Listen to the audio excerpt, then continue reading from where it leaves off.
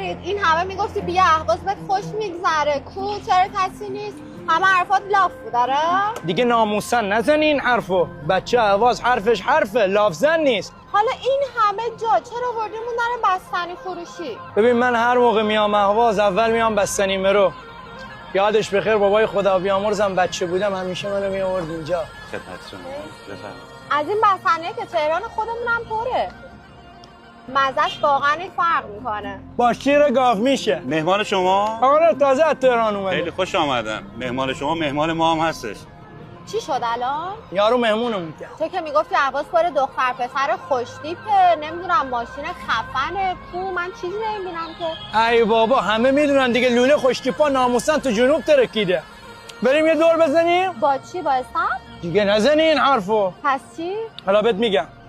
ناموسن میخوام با زینم برم بتابم. کی کلیداشو میده بهم؟ باش برید ماشین من ماشین توه آتیشش بزن ناموسن. انتخاب کن کدوم؟ قرمزه. آقا اینجا اهوازه ایران.